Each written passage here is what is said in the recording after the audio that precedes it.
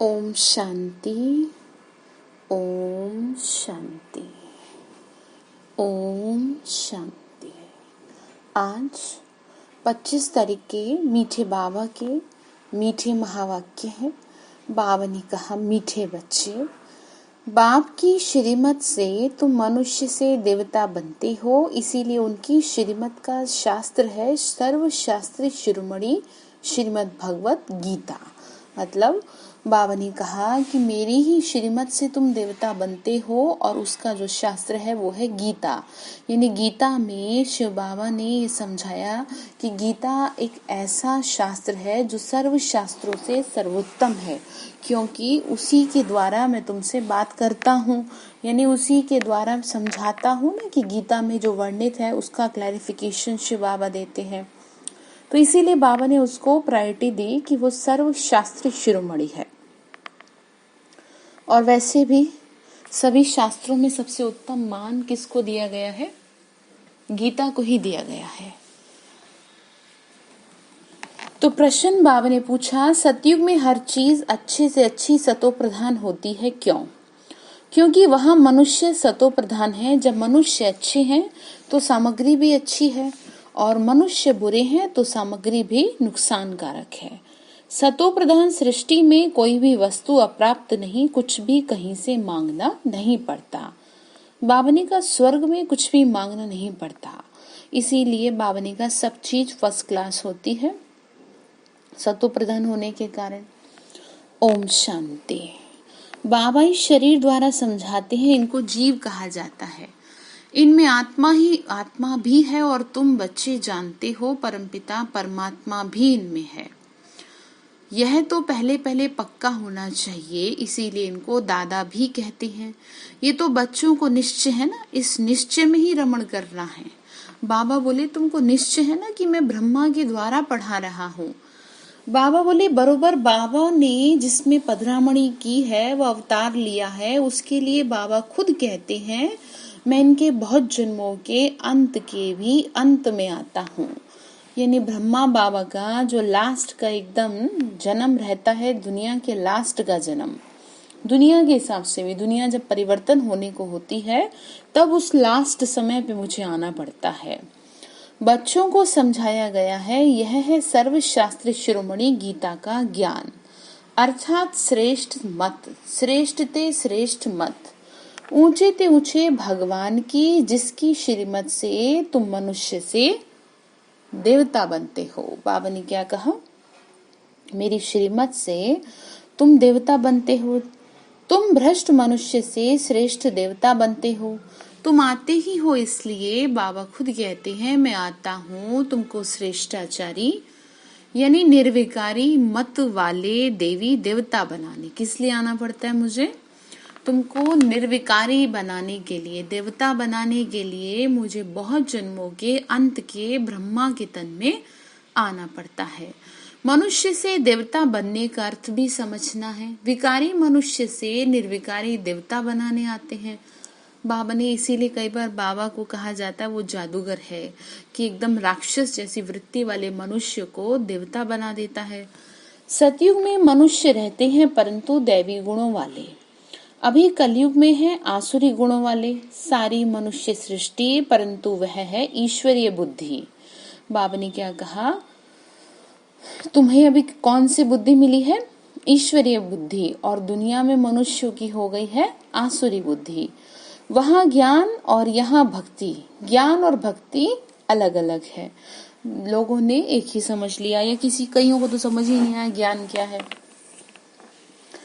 ज्ञान का सागर बाप है, उनका पुस्तक भी एक ही होना चाहिए। जो भी धर्म स्थापन करने आते हैं उनका पुस्तक एक होना चाहिए।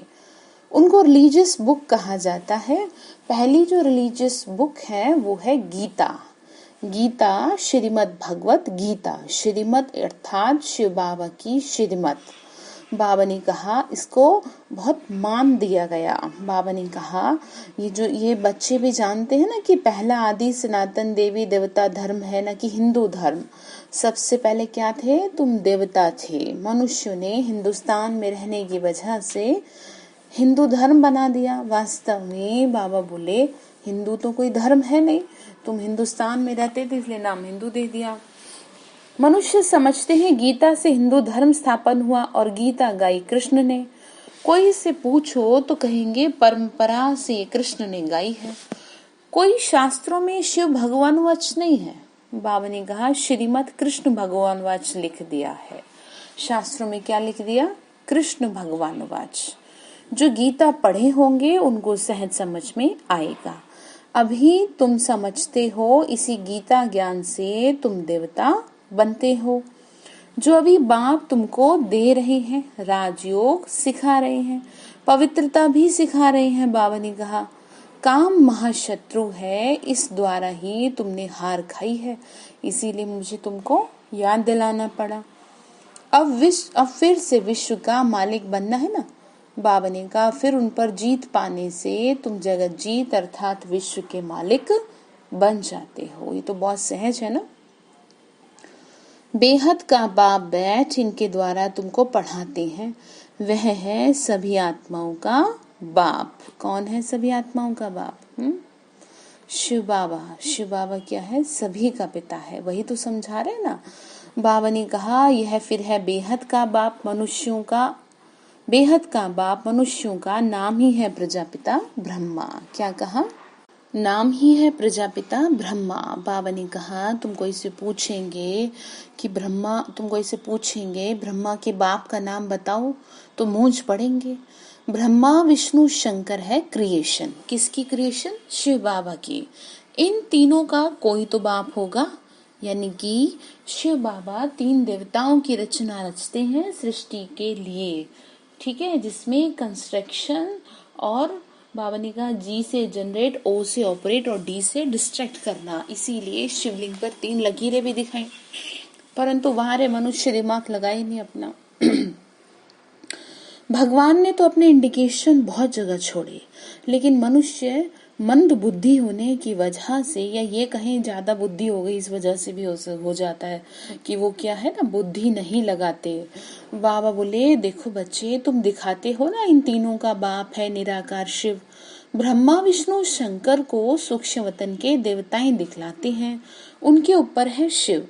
बच्चे जानते हैं शिव बाबा के बच्चे जो भी आत्माएं हैं उनको अपना शरीर तो होगा ना, वो तो सदैव निराकार परमपिता परमात्मा है। कौन? शिव बाबा। सॉरी, बच्चों को मालूम हुआ है निराकार परमपिता परमात्मा के हम बच्चे हैं। आत्मा शरीर द्वारा बोलती है परमपिता परमात्मा। कितनी सहज बात है। इसको कहा जाता है अल्फ बे, मतलब बाबा ने समझाने दी ना। पढ़ाता कौन है? अल्फ यानी अल्लाह, बे यानी उसकी बादशाही।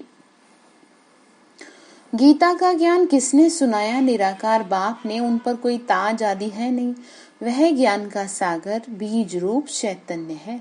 तुम भी चैतन्य आत्माएं हो। बाबा बोले सभी झाड़ों के आदि मध्यंत को तुम जानते हो। तुम माली नहीं हो, परंतु समझ सकते हो कैसे बीज डालते हैं। बाबा ने कहा उसमें उनसे झाड़ निकलते हैं, वह तो है जड़ झाड़। बाबा ने कहा वो तो एक अलग चीज है, लेकिन यहाँ पर है चैतन्य झाड़ जिसमें सचमुच में मनुष्य निकलते हैं।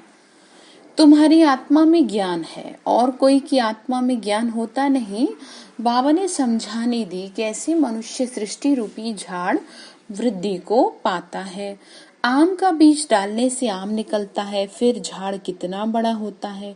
वैसे ही मनुष्य के बीज से मनुष्य कितने, बाबा ने कहा, फर्टाइल होते हैं। जड़ बीज में कोई ज्ञान नहीं है। बाबा ने कहा वास्तव में चैतन्य बीज की बात है कि वास्तव में तुम हो चैतन्य देवता, चैतन्य हो ना तुम। बाबा ने कहा उसमें सारी सृष्टि के झाड़ का ज्ञान है कि कैसे उत्पत्ति पालना और विनाश होता है। बहुत सहज है बातें। बाबा ने कहा अगर कोई दिमाग थोड़ा भी लगाए तो समझ में आए।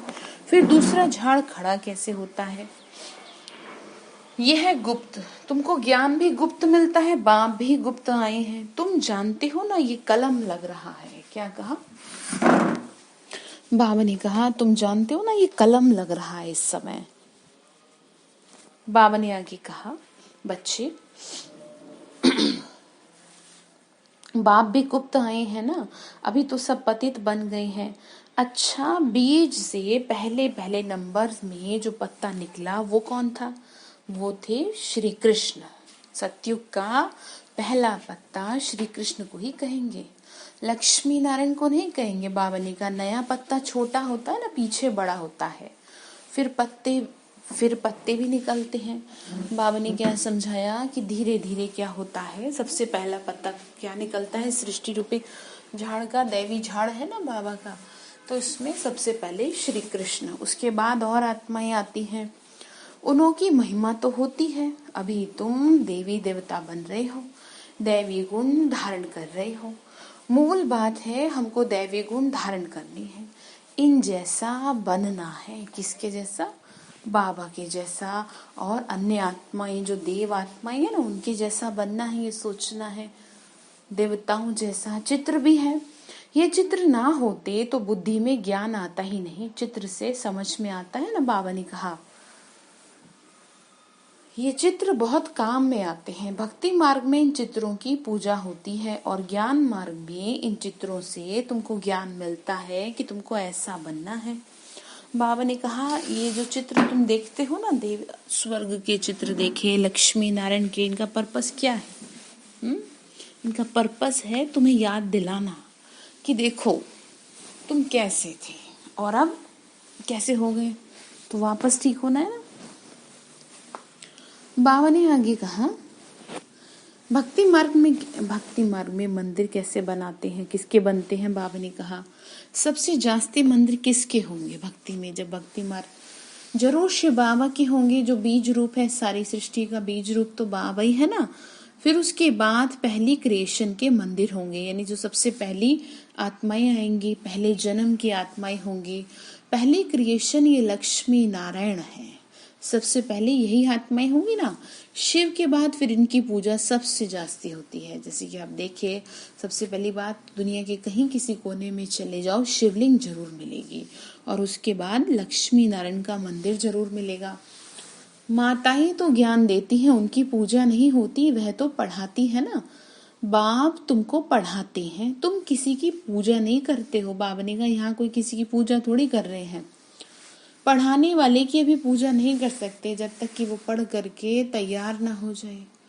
बाबा बोले तुम जब पढ़कर फिर अनपढ़ बनेंगे तब फिर पूजा होगी। क्या कहा? तुम जब पढ़कर फिर अनपढ़ बनेंगे तब फिर पूजा होगी। मतलब बाबा ने कहा तुम्हारी पूजा होती है ना, द्वापर युग से तुम्हारी पूजा होती है। पढ़ लिख करके तो सतयुग में बादशाही प्राप्त कर ली, फिर भूल जाओगे सब। तो फिर इसलिए बाबा ने कहा तुम सो देवी देवता बनते हो, तुम ही जानते हो हमको ऐसा बनाते हैं बाबा। उनकी पूजा होगी, फिर हमारी पूजा होगी नंबरवार, फिर गिरते गिरते 5 तत्वों की पूजा भी होने लग जाएगी। फिर बाबा ने कहा फिर गिरते गिरते 5 तत्वों की पूजा करने लग पड़ेंगे। शरीर 5 तत्वों का है, 5 तत्वों की पूजा करो या शरीर की करो, एक ही हो जाती है। ये तो ज्ञान बुद्धि में है ना। बाबा ने कहा ये तो समझ रहे हो ना। ये लक्ष्मी नारायण सारे विश्व के मालिक थे। इन देवी देवताओं का राज्य नई सृष्टि पे था, परंतु वो कब था ये नहीं जानते। बाबा ने कहा इनका राज था, लेकिन कोई दिमाग ही नहीं लगाता कब था। जरूर अभी होगा, थोड़े समय पहले ही। बाबा ने कहा भी तुमको स्मृति आई है ना, हम आज से 5000 वर्ष पहले देवी देवता धर्म के थे। देवी देवता धर्म वाले फिर और धर्मों में कन्वर्ट हो गए। हिंदू धर्म कह नहीं सकते, परंतु पतित होने के कारण अपने को देवी देवता कहना शोभता ही नहीं है। बाबा ने कहा कैसे कहोगे देवी देवता, उसके लिए तो कितना अपने को साफ रखना पड़ेगा ना।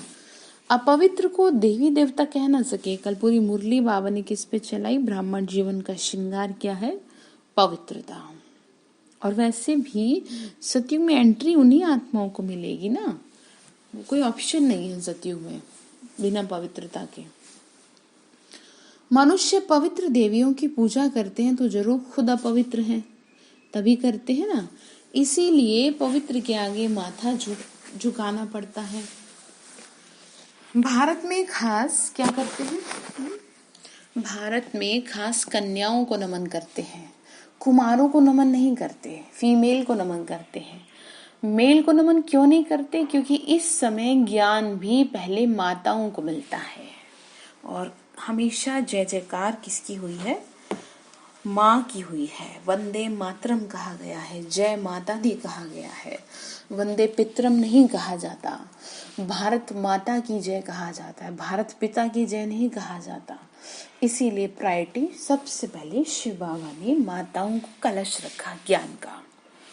बाबा ने कहा, देखो बच्चे, ये समझते हो ना बरोबर, ये ज्ञान की बड़ी नदी है जिसमें बाप प्रवेश करे। कौन? ब्रह्मा।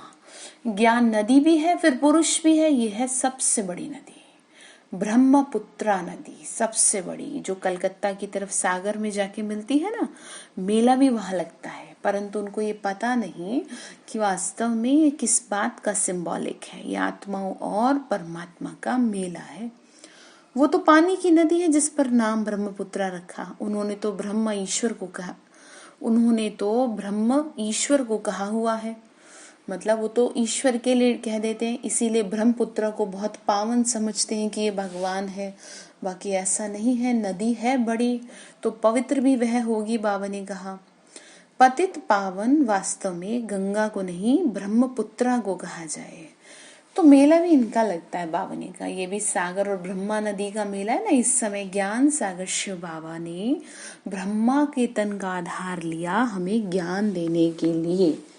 तो उसी उपलक्ष्य में कह लें या उसी से तात्पर्य ये निकलता है कि ब्रह्मपुत्रा नदी दिखाई है, लेकिन वास्तविकता ये है अर्थ नहीं समझ पाए। अर्थ क्या कर रहे हैं बाबा? समझा रहे हैं। ब्रह्मा द्वारा एडॉप्शन कैसे होती है ये समझने की बातें हैं जो प्रायलोप हो जाती हैं। ये बिल्कुल सहज बात है। बाबा ने कहा भगवानुवाच, मैं तुमको राजयोग सिखाता हूँ, फिर ये दुनिया ही खलास हो जाएगी, शास्त्र आदि कुछ भी नहीं रहेंगे। बाबा ने कहा फिर भक्ति मार्ग में ये शास्त्र होते हैं, ज्ञान मार्ग में शास्त्र होते नहीं। मनुष्य समझते हैं ये शास्त्र परंपरा से चले आते हैं, ज्ञान तो कुछ है नहीं। कल्प की आयु ही लाखों वर्ष लिख दी, इसीलिए उन्होंने क्या कह दिया? भाई परंपरा है। इसको कहा जाता है अज्ञान का अंधियारा चारों तरफ, कि मनुष्य क्या है, अपनी बुद्धि नहीं लगाते।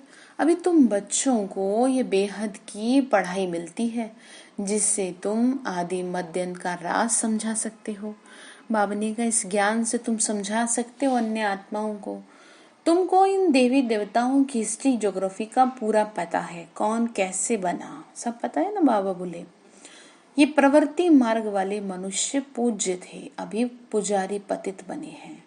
सतयुग में है पवित्र प्रवृत्ति मार्ग और यहाँ कलयुग में है अपवित्र प्रवृत्ति मार्ग।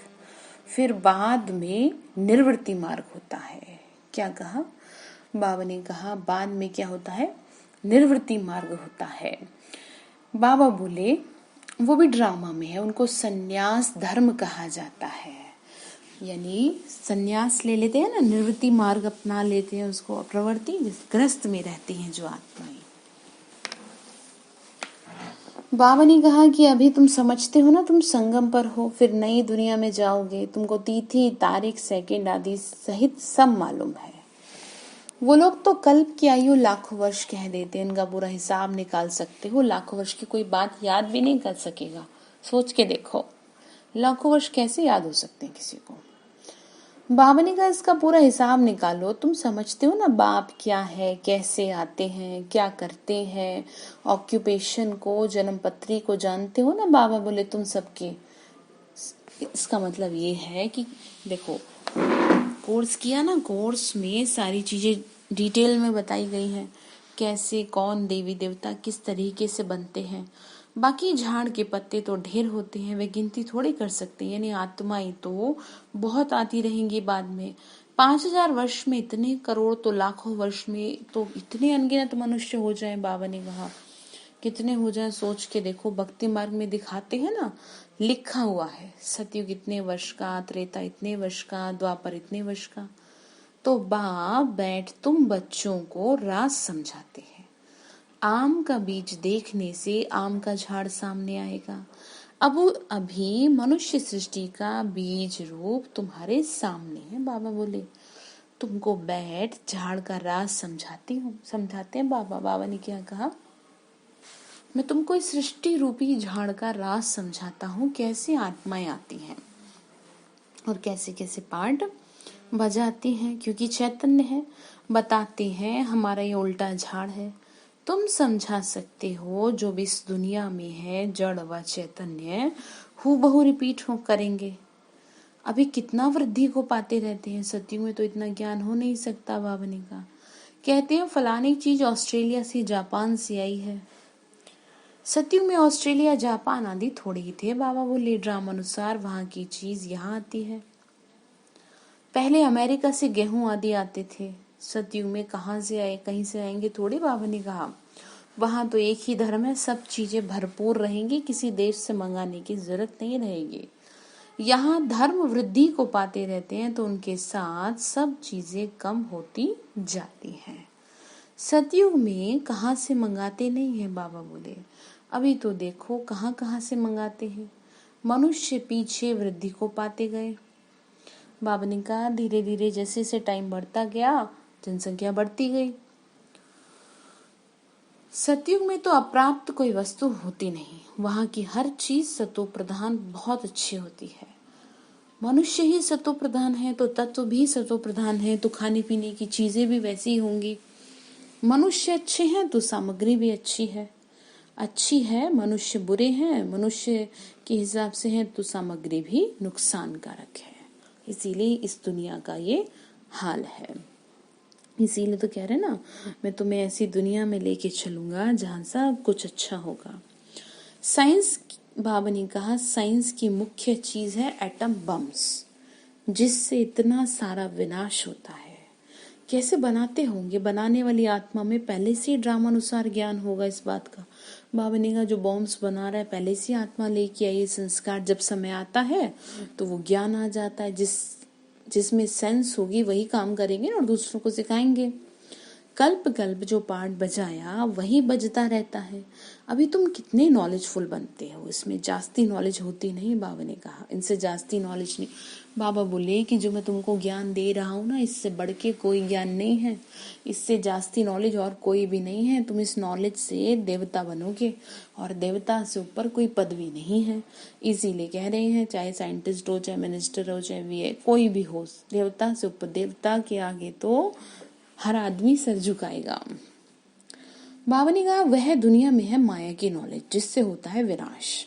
वो लोग साइंटिस्ट मून में जाते हैं, खोजते हैं, तुम्हारे लिए कोई नई बात थोड़ी है, ये सब माया का पॉम्प है। बाबा बोले बहुत शो करते हैं, बहुत डीपनेस में जाते हैं, बहुत बुद्धि को लड़ाते हैं, यानी बहुत दिमाग लगाते हैं ना, किस तरह करें, कुछ कमाल करके दिखावें। बहुत कमाल करने से फिर नुकसान हो जाता है। कहते हैं ना ओवर कॉन्फिडेंस, तो साइंटिस्टों का भी कई बार ऐसे हो जाता है। क्या क्या बनाते रहते हैं, बनाने वाले जानते हैं इनसे ये विनाश होगा, सबको पता है। जब वायरस जिसने बनाया उसे तो पता ही इसका तो कुछ ऐसा है ही नहीं तोड़। तो इसी तरह एटम बम्स भी, ठीक है ना, एटम बम्स भी बनाने वाले बहुत दिमाग लगाते हैं। बाबा ने का ड्रामा में उनकी बुद्धि का है हिसाब, ठीक है, इनसे ये विनाश होगा। अच्छा, मीठे मीठे सिक्के लदे बच्चों प्रति माता पिता बाप दादा का याद प्यार और गुड मॉर्निंग। रूहानी बाप की रूहानी बच्चों को नमस्ते। हम रूहानी बच्चों की रूहानी माता पिता बाप दादा को नमस्ते नमस्ते। शिव बाबा नमस्ते। शुक्रिया बाबा, शुक्रिया बाबा, शुक्रिया। तो धारणा के लिए मुख्य सार है गुप्त ज्ञान का सिमरण कर हर्षित रहना है। ज्ञान को सिमरण करते हुए खुश रहना है। देवताओं के चित्रों को सामने रखते उन्हें नमन करने के बजाय उन जैसा बनने के लिए दैवी गुण धारण करने हैं। बाबा ने कहा देवताओं के आगे सर झुकाने के बजाय तुम उनके जैसा बनो। ठीक है, बाबा समझाते हैं बच्चे तुम उनके जैसा बनो, क्योंकि तुम हो तो देवी ही, देवता ही, पर भूल गए हो। दूसरा पॉइंट है सृष्टि के बीज रूप बाप और उनकी चैतन्य क्रिएशन को समझ नॉलेजफुल बनना है। यानी हम बाबा की क्रिएशन है ना, ब्रह्मा विष्णु शंकर क्रिएशन है। इस नॉलेज से बढ़कर और कोई नॉलेज नहीं हो सकती। इसी नशे में तुमको रहना है। कितनी अच्छी पॉइंट है देखो। तो वरदान दिया शिव बाबा ने, जिम्मेदारी संभालते हुए आकारी और निराकारी स्थिति के अभ्यास द्वारा साक्षात्कार मूर्त भाव। क्या कहा? जिम्मेदारी संभालते हुए। बाबा बोले जैसे साकार, साकार समझते हैं, यानी कि जब मनुष्य रूप में दिखाई दे रहे हैं, जैसे साकार रूप में इतनी बड़ी जिम्मेदारी होते हुए भी आकारी और निराकारी स्थिति का अनुभव कराते रहे। बाबा कराते रहे ना, ब्रह्मा बाबा ऐसे फॉलो फादर, यानी शरीर में रहते हुए भी क्या अनुभव होता था, जैसे ये शरीर में नहीं है, ये चमकते हुए फरिश्ते हैं। ऐसे बाबा ने कहा फॉलो फादर, साकार रूप में फरिश्तेपन की अनुभूति कराओ।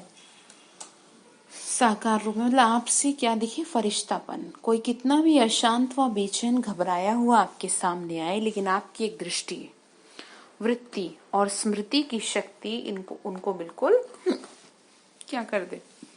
शांत कर दे।